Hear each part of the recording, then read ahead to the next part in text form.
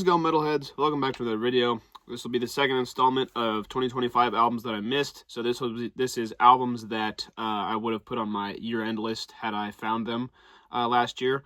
I'm a little late to them, but I'm getting to them now, and I'd like to shout them out for you guys. So yeah, let's get into it. The first one is called With Guts and Glory by Sentinex. This is the 12th album from these Swedish death metal veterans.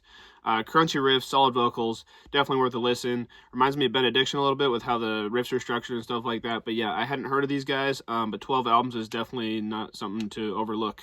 So yeah, definitely worth a listen. The next one is called Satanic Assault on Holy Lands by Goatkrieg. It's the debut album from this German black and death metal duo. Definitely leans more towards black metal than death metal, but there's still some elements of death metal in there. Furious tremolo picking and fast blast beat drums, and a nice balance of scream vocals versus growl vocals. They do a very nice high-low balance. Yeah, so whether you're into satanic metal or not, it's definitely a great album just from a musical standpoint, not, including the religious stuff.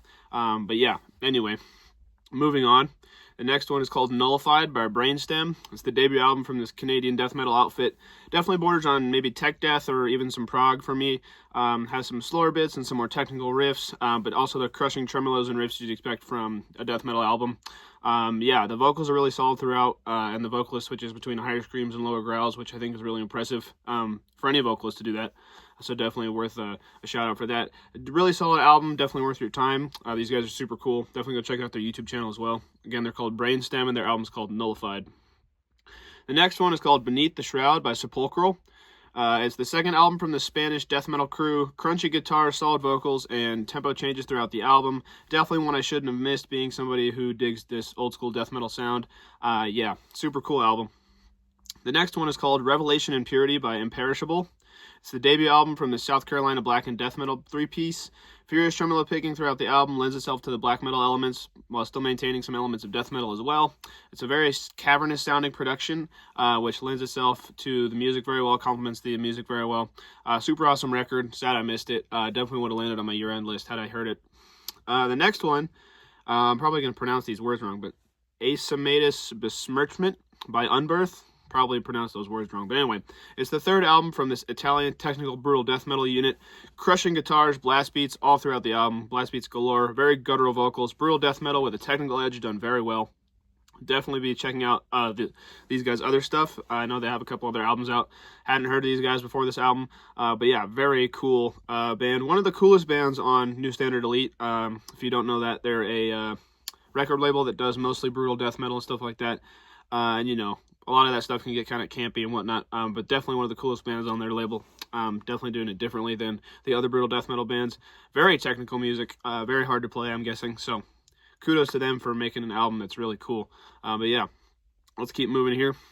The next one is called Path of Resilience by Primal Frost. It's the third album from this melodic death metal solo project. It has some power metal leanings to it. The basis of it is mellow death, but it's the atmosphere. It has kind of some synths and stuff in there. It really brings a lot of power metal feel to it. Really awesome riffs and vocals and really speedy double bass drums.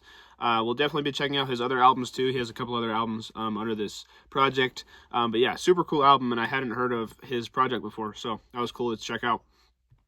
The next one is probably the one that I most would have put on my list. It might have even gotten number one for me last year if I had heard it before.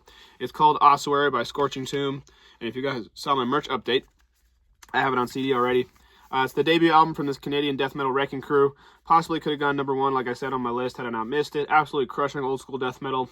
Yeah, great riffs and drums, brutal vocals, and even the band logo has that classic old school death metal feel. The features from Devin Swank from Sanguisugabogg and Alex Cloutier of Primal Horde add another layer of awesomeness to this album. I'd give it a 10 out of 10, which is not something you see very often. So yeah, definitely worth a listen. One of my favorite albums of last year. Definitely would have made my list, probably pretty high. So yeah, check that out for sure. Last two. We're down to the last two. The next one is called Spiral of Suffering by Paralysis. I shouted these guys out. It's the third album from this New Jersey thrash band. Really catchy riffs. They use harmonics really well in their riffs. But yeah, not quite pinch harmonics like you hear in death metal, but harmonics nonetheless. And they add an extra layer of, complexity, I guess you could say, to the riffs that sets them apart from all the other cookie cutter thrash bands. While I do enjoy just pure, straightforward thrash, these guys definitely have something else going on in their music. And it's a really cool thrash record. Would have definitely made my list last year. Go check those guys out. And then the last one is called Initium Mors by Barbarous. The debut album from this Oakland, California death metal band. Great riffs and vocals. Drums are solid throughout. Really great old school death metal. Definitely a band I'll be keeping my eyes on to see what else they put out. Just really cool old school death metal. Kind of in the same vein as the Scorching Tomb album, but a little less, brutal. I'd say these guys are almost to brutal death territory. Not with necessarily with the vocals, but with how crushing the drums and the guitars are. But Initium Mors, the Barbarous album, really has more of, the classic tremolo picking and stuff like that. So really cool death metal.